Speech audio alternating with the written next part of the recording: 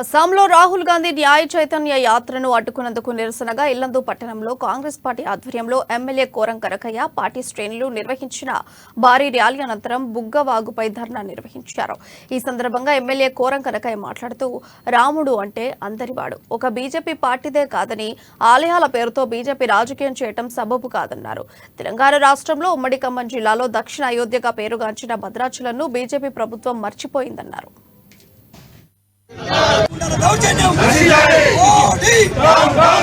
జై కాంగ్రెస్, జై కాంగ్రెస్, బీజేపీ మండి వైఖరి.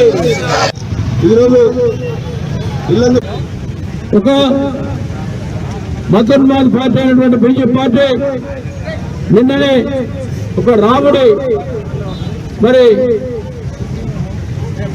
యొక్క విగ్రహ ప్రతిష్ఠ చేసి దాన్ని సొంతం చేసుకునే కార్యక్రమంలో కూడా ఈనాడు వాళ్ళ పరిస్థితి, బీజేపీ వాళ్ళ పరిస్థితి కనపడుతూ ఉంది.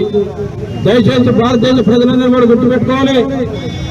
భారతదేశంలో ఉన్నటువంటి హిందువులు కూడా కాంగ్రెస్ పార్టీలో పనిచేసినటువంటి అన్ని కులాల మతాలు కలుపుకొని పోయే శక్తి, ఒక మంచితనం ఒక కాంగ్రెస్ పార్టీగా ఉంది.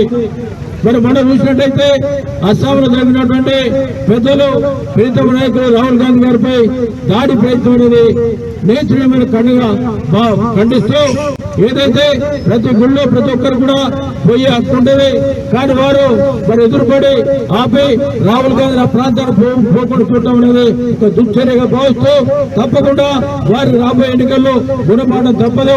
బీజేపీ వాళ్ళు తీసుకునే చర్యలు మొత్తం కూడా దేశ ప్రజలందరూ కూడా గమనిస్తున్నారు.